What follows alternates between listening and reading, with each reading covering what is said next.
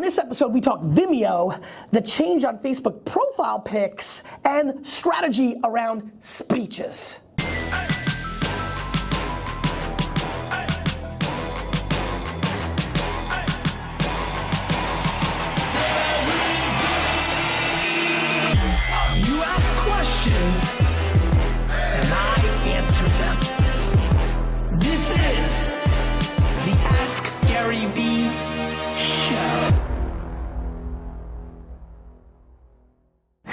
This is Gary V, Nerd Chuck, and this is episode 150 of the Ask Gary V Show. Feeling really good today. Successful trip to London. I think we got to start recognizing the fact that enormous amounts of money can be made if you follow my Jets prediction. I am now 4 for 4. As a matter of fact, Stefan, why don't you make a little graphic of all 4 Instagram official predictions. Let that take over the screen right now and hold it for a couple of seconds because I am on fire. I mean, 19-14, it ends up 27-14. I've been really in the, I've been in the zone. So the Jets win, the Dolphins have to fire their coach. I'm feeling really good. I wore Buster Screens jersey. He dominated the game.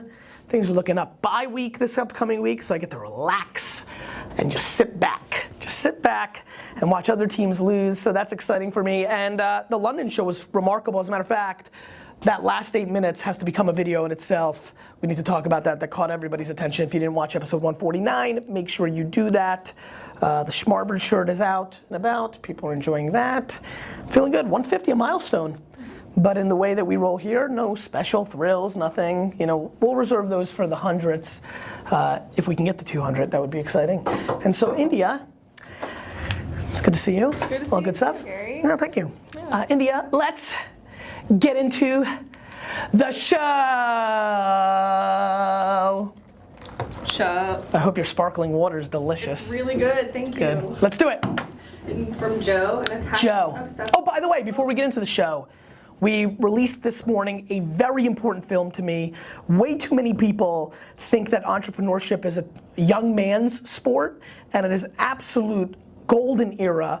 Much like the golden era of this show, the golden era for 40 to 80-year-old entrepreneurs. So, Stefan, put it up right here. Let it play a little bit. Actually, as a matter of fact, can you guys, yeah, of course you can do this. Just let it play a little bit while we do this first question. Just have it right here, play a little bit while we do this show.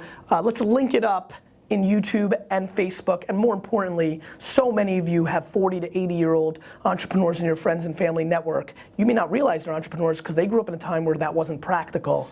I'd like you to watch 6 minutes for the next 60 years. I like how we went with it. All right, India.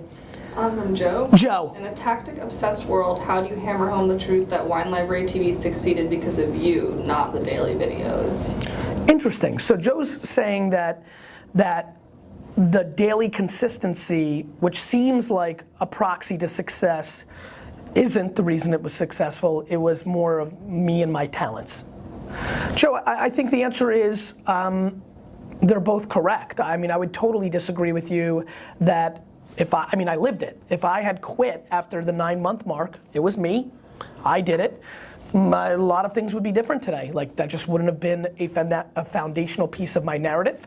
I wouldn't have broken out into Web 2.0 culture, which would have then not allowed me to be a top 25 follow person on Twitter during that era, would have not allowed me to network in South by Southwest and meet all the founders of the future most important companies. There'd surely be no opportunity in 2008 to have dinner with Zucks at South by, wouldn't have asked. So, I think that yes, and I've said it a bunch of times, no marketing and no tactics will help you if your product is shit. If I wasn't good enough, I could still be doing the episodes. There's plenty of people that do. I mean, you can go watch on YouTube right now, somebody who's been putting out videos every day for the last 7 years and still has 8,000 subscribers and isn't getting any traction because they're just not good enough. And being good enough is the variable, number one. But to downplay the consistency of the work ethic, and look, I'm feeling it now with the Ask Gary V show. In London, 7 selfies. Right, 7 people, I'm literally walking the streets, Gary, I'm feeling much more brand equity because of the content that I'm putting it out. And honestly, I'm feeling it a lot more over the last 60 and 90 days than I did over the first year of this show. Like, momentum is a real thing. even the Jets game, we were up 27-7, or, you know, and then it started getting a little hairy because for the last 18, 20 minutes, Miami basically had the momentum. We held on. Momentum is real in sports and in life and in business, and the only way you gain momentum is by putting down the foundation of work that gives you the chance for momentum. So momentum just doesn't come out of thin air. It's a play, it's a moment, it's consistency, it's putting in the work. And so, Joe, I don't pound that home because I think both matter quite a bit. But yes, you know, no marketing solves a bad product. From Samantha. Samantha. How do you feel? Samantha Fox. Samantha Elizabeth? Do you even know who Samantha Fox is? I don't think so. Britt? I don't think so. D-Rock? Stefan? Go ahead. Who is it? Listen, go ahead. Samantha asks, how do you feel about a short video in place of your profile picture on Facebook? Motion sick or sick move? You decide. Motion sickness or sick? You know, I think GIF culture is real. People like it. You know, I think storytelling is storytelling. I think they both can work. I think it comes down to how good the GIF is. You know, like I think it comes just like how it comes down to the picture. So to me, there's more upside in the fact that it just creates a little bit more creative freedom. D-Rock, is that what you were emailing me about? You want one of those, right? Yeah, I mean, you know, D-Rock wants it because he's like all about the video. A lot of people were asking you, that's why. No, I'm glad. I mean, I think I appreciate everybody asking, and you know, this is not something I'm massively passionate about, meaning I think this falls in the same category about a company's name. If your animated GIF, your little video is good and clever, it'll capture people's attention. I think for the short term, over the next 3 months, it's probably a smart tactic because in a world of a feed, you'll stand out because it's new. And so I think if you want to go there for a little bit more awareness, you do it right now. As a matter of fact, I'm going to now tell D-Rock to pick some part of this answer to be my motion video, just for kicks and giggles. It'll be very meta. And so yeah, I think over the next 3 to 6 months, it's a smart tactic that might give you a little bit more uptick in awareness in a feed, a crowd noise feed culture. But I think it comes down to the video or it comes down to the picture.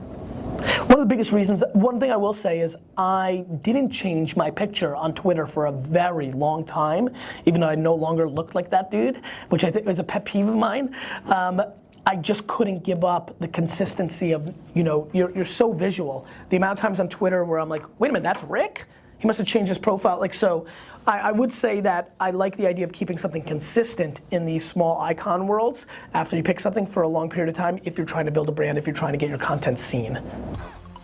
Irina asks, you seem to be everywhere. Are you democratic about your talks or do you have a strategy in place for public speaking? Irina, I have a strategy about everything.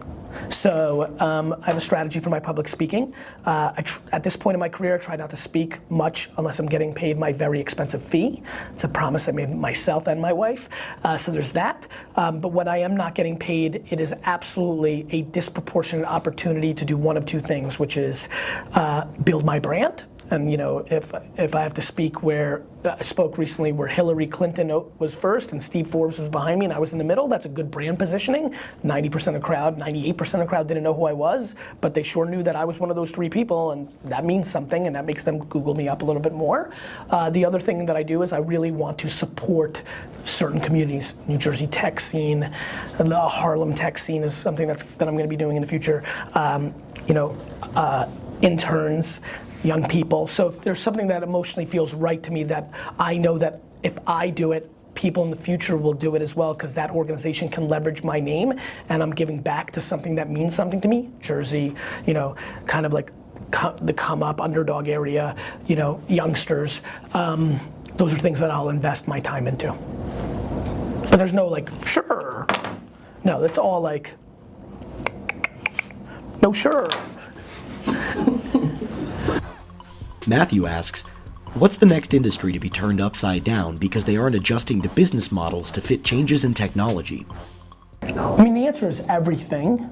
You need the breakout product. The reason the hotel industry and the limousine service industry have been thrown upside down is because entrepreneurs came and attacked it full throttle. You know, the appliances, smart appliances are coming, so all appliances are on call. Retail, brands now can go direct to consumer. So I think we'll see that play out over the next 10 years. TV, media, big media conglomerate companies have to adjust to the over-the-top networks and all the infrastructure they have in place to be very expensive to produce television-like products when people can just do it like this or over the top as a new distribution game. The internet is the middleman, period. And so anybody who was in the middle is on call, and that's most things. And so I think every industry is primed for disruption. It's why I'm so excited about this generation. It's why, back to the film, it's why I do believe a 48-year-old who has a 9 to 6 job can do something about it from 7 to 2 in the morning if they want to be an entrepreneur, because there's so much opportunity, so ripe. So many things are convoluted. The way we get wills, there's a startup I got involved with that's incredible. Abortion. Abortion is such an emotionally tough thing to begin with if you're in that position, oftentimes. Generalizing, obviously, it could be an offensive move as well. But when you're going through something like that, and then you have to go through the convoluted paperwork where an app can solve everything in a minute, like literally anything that takes time, the DMV, like anything that takes time that is predicated on paper or legacy or keeping humans in jobs like toll booth collectors, like come on, it's 2016. I mean, like seriously?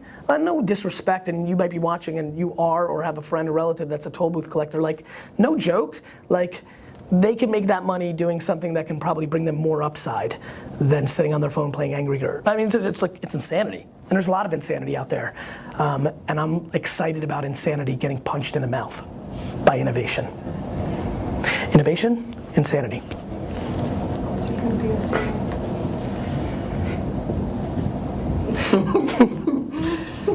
I'm very focused this morning for 150. Yeah. Have you noticed? The silliness is out the door. We're getting real here because innovation's punching insanity in the mouth. Super serious. Super serious. I'm gonna get even more serious on this question. Oh wow, okay. It's the last one, so that's right. From Malik. Malik asks, will Vimeo ever be able to successfully compete with YouTube without running ads? Or will they keep thriving as a smaller competitor? Malik, Vimeo is a wonderful place. It's a tremendously interesting niche place for video, but it doesn't compete with YouTube. And I don't see it really competing with YouTube, meaning they're just two very different things. That's like saying, can Hamilton, the Broadway play, compete with Star Wars? It depends on what you're competing on. Can it compete from a quality standpoint and an experience standpoint? Absolutely, it's probably winning, a la Vimeo. Can it compete on a scale and impact standpoint and dollar amounts and money making? Absolutely not. Vimeo's not built to compete with YouTube smartly. When David plays Goliath's game, it goes out of business. When David plays David's game, it wins. And I think Vimeo's done a very nice job carving out its proper niche within a video landscape and recognizing it doesn't have the dollars, infrastructure, scale, momentum, and oomph to compete on YouTube's game against YouTube.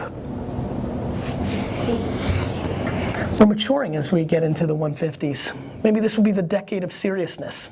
Mature age. Yeah. You keep asking questions, I'll keep answering them.